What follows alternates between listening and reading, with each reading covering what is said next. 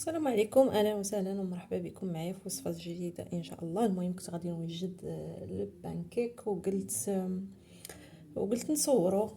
غنوجدو وانا نتفكر قلت شحال هادي ما صورت شي وصفه ديال الطبخ وقلت نديرها. المهم كيف ما كتشوفوا في هذا البول عندي 2 بيضات، درت واحد قبيصه ديال الملح، غادي نزيد واحد نص كاس ديال السكر سنيده، وغادي نخلط كل شيء مع ساشي د الفاني. نخلط مع ساشي د الفاني 2 بيضات كيف ما قلنا، نص كاس سنيده، قبيصه د الملح، ساشي ديال السكر فاني، وغادي نخلط كلشي مزيان. المهم غادي نخلط هادشي ونرجع لكم. انا خلطت مزيان حتى ترغوا ليا الخليط والسنيده كتذوب، يعني ما كتبقاش كنحسوش بالسنيده كاينه. غادي نضيف نص كاس ديال الزيت نباتي، نص كاس كيف قلت لكم ديال الزيت، وحنا كنحركو. انا غادي ندير سالا ليا الزيت غادي نكمل بزيت الزيتون.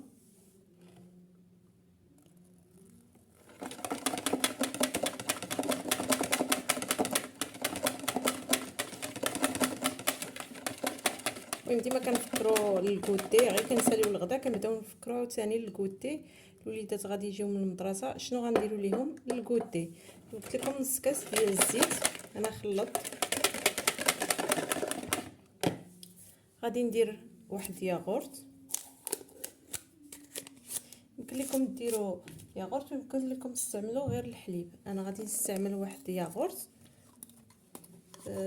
نكهه الفاني ولا باي نكهه، ماشي ياغورت طبيعي. درت انا ياغورت يعني حلو باي نكهه بغيتو، نكهه الفاني ولا المهم النكهات راه عطا الله وانتم كل واحد ولو شوا ديالو.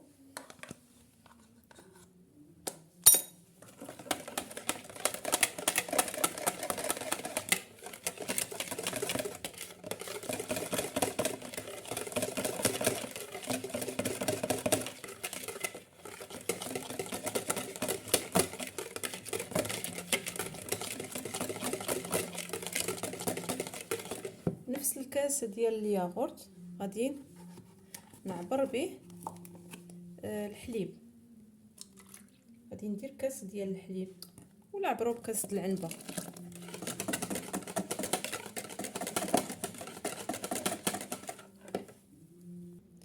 غادي نحك قشور ديال الحامضه اختياري.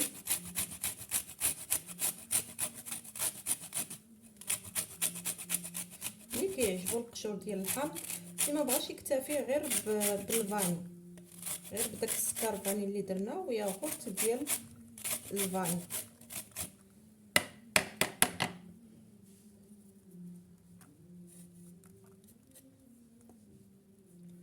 صافي ندوزو باش نديرو الدقيق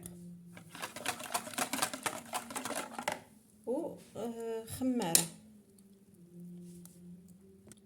هنايا خويت كاس ديال العنبه ديال الدقيق، غادي نغربلو.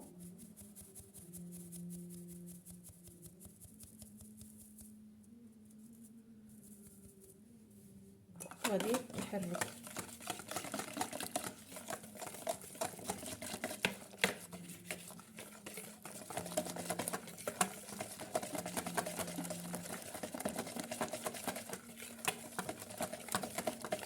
انا درت الكاس الاول، غادي نضيف الكاس الثاني،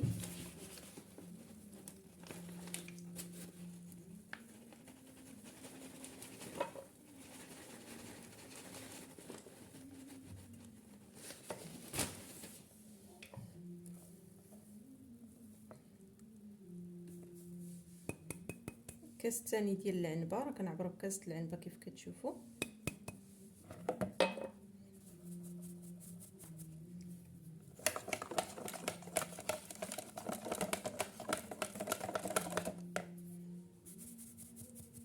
وغادي نضيف خميره الحلويات وزن 8 غرام، حدا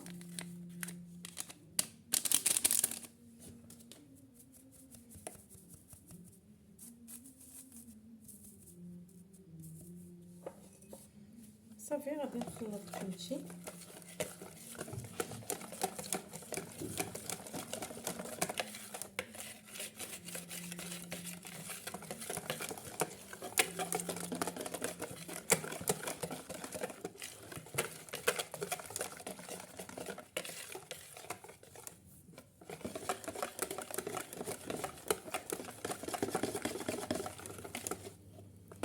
كتشوفوا القوام درنا 2 كيسان ديال الدقيق وباقي باقي خاصو نزيدو الدقيق. كما قلت لكم على حسب دائما الدقيق كنضيفوا الكميه اللي هي مسموح بها، يعني غنضيف 2 كيسان ديال الدقيق، ممكن تهز ليا غير 2 كيسان ديال الدقيق على حسب الدقيق اللي حنا مستعملين. راه كاين واحد الدقيق اللي هو كيشرب، انا درت 2 كيسان ديال الدقيق ولكن كيبان لي بلي مازال خصني نزيد، نديرو 2 كيسان ونصبروا حتى نشوفوا وعاد نزيدو. انا غنضيف نص كاس ديال الدقيق، درنا 2 الاولين وغادي نضيف نص كاس، يعني 2 كيسان ونص.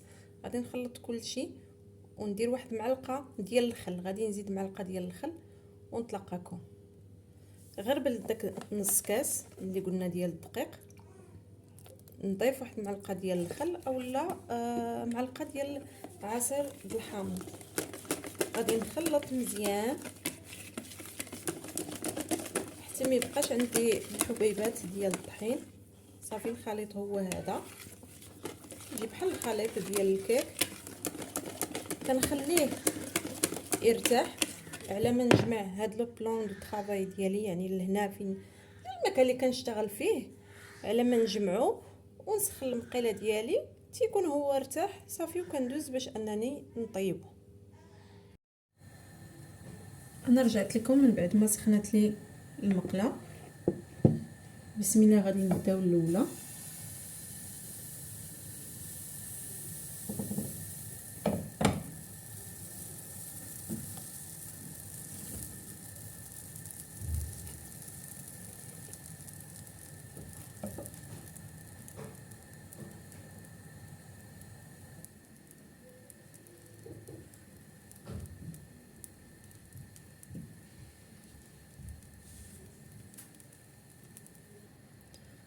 على نار متوسطه حتى كتشكل لينا فقاعات على هذا الشكل هذا.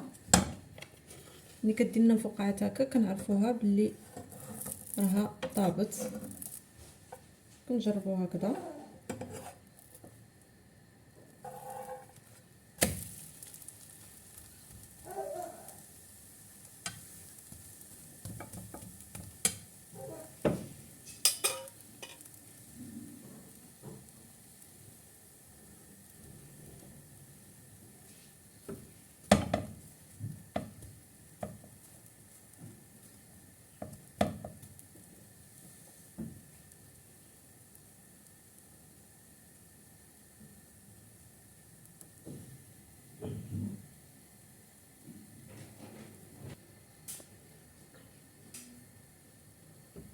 ملي كطيب صافي دابا راها طابت، كنحيدوها وكنديروا واحده اخرى.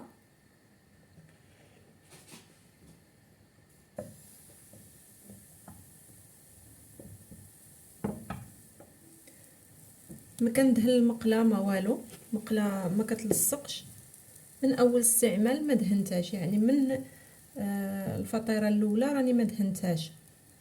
صافي كنبقى مستمره على هذا الشكل هذا، يعني كطيب من التحت حتى كنشوفوها درت فقاعات من الفوق، كنعرفوها باللي راه صافي طابت من التحت، وكنقلبوها على الوجه الثاني وكنبقاو مستمرين حتى كنكملوا الخليط اللي عندنا كامل.